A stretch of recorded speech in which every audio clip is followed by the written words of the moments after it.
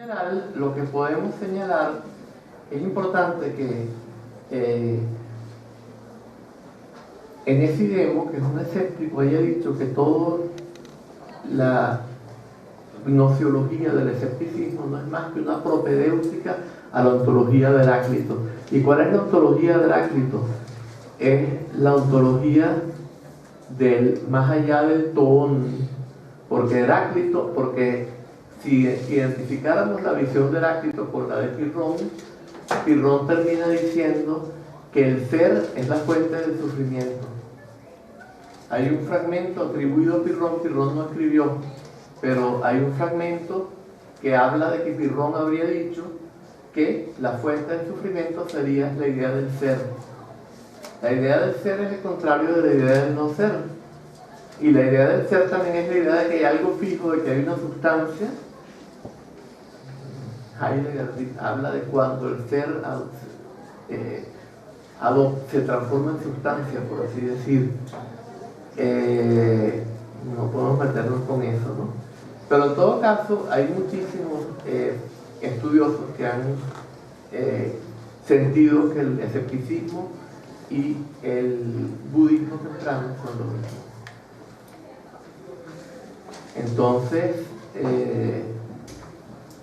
aquí está en la página, no lo voy a poder leer porque no nos da tiempo, en la página 25 encuentran ustedes el fragmento que se le atribuye a Pirrón, pero en verdad es de Timón, citado por otros cuantos, ¿no?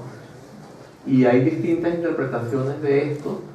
Por ejemplo, al final aquí van a encontrar, en Ecidemo dice placer, pero placer, ¿qué significa? Porque la otra interpretación acá es imperturbabilidad, o sea, ataraxia.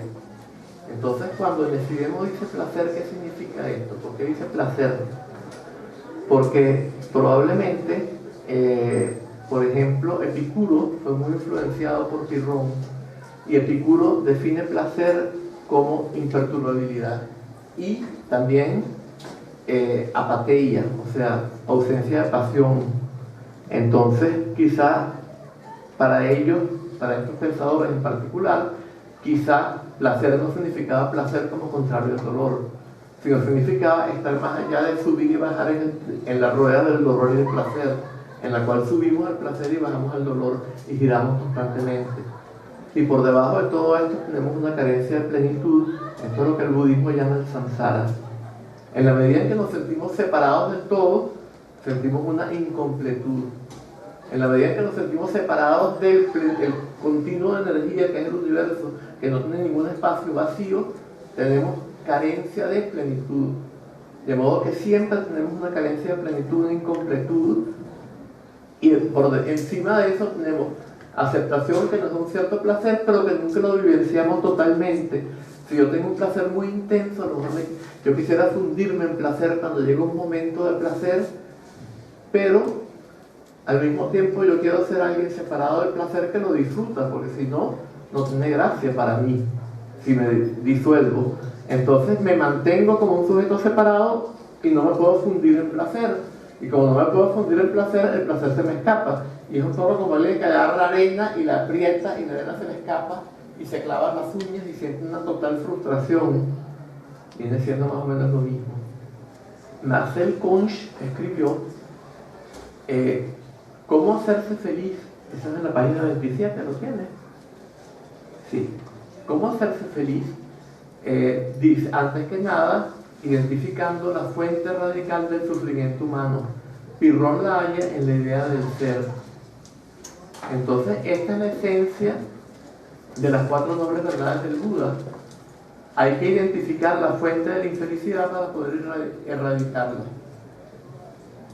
Ahí se ve también claramente los orígenes budistas, o por lo menos la coincidencia con el budismo, de la filosofía de Pirrón, y que lo que persigue viene siendo esencialmente lo mismo.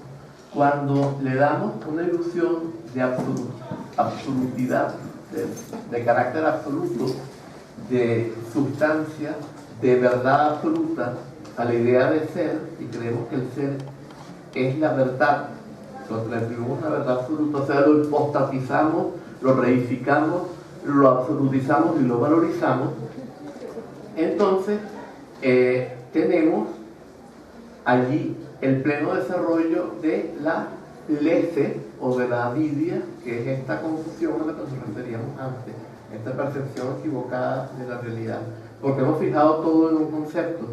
¿Y en qué tiene esto que ver? Bueno, eso es la avidia, y en el budismo la avidia es la causa del dukkha, que es el sufrimiento, que es lo que ya explicamos. En el instante mismo en que debido a la avidia me siento separado del todo, tengo incompletud, y entonces oscilo entre placer y dolor, pero el placer nunca lo puedo disfrutar plenamente. Por debajo subyace además la incompletud, la falta de plenitud, y cuando tengo dolor, pues es un doble mal. Es como hay un ejemplo del budismo que dice que es como un leproso el que le da peste bubónica, alguien que tiene ya un sufrimiento y le da otro más encima, ¿no? Bien, entonces para Pirrón, la respuesta a la infelicidad, que corresponde a la tercera noble verdad del budismo, una respuesta a la infelicidad es el nirvana en el budismo. Como dice Carey y como lo reconoce Hankinson y como lo acepta también Beckwith, no debe ser mera indiferencia psicológica, ya que era antes que nada y principalmente indiferenciación ontológica. O sea, ir más allá de la aprehensión en términos de conceptos y por lo tanto ir más allá de la ontología. Por eso, cuando yo tengo un libro, pero está solo en inglés, que es mi libro de ontología, por así decir, y yo lo llamo metaontología, porque es una ontología que apunta al hecho de que la verdadera condición de la realidad no puede ser entendido en términos del concepto de ser. El ser es el error esencial, es lo mismo que dice Pirrón.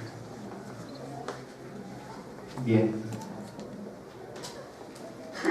Y hay gente que dice que Pirrón no era, bueno, hay muchas interpretaciones acerca de Pirrón. Beck dice que era un ontólogo dogmático. O sea, uno de los estudiosos de eso no está ahí no está aquí en el texto que les pasé, pero Beck dice que Pirrón era un ontólogo dogmático. La mayoría dice que no es un ontólogo, uno dice que es un gnoseólogo, y la mayoría dicen que lo que le interesa es la ética.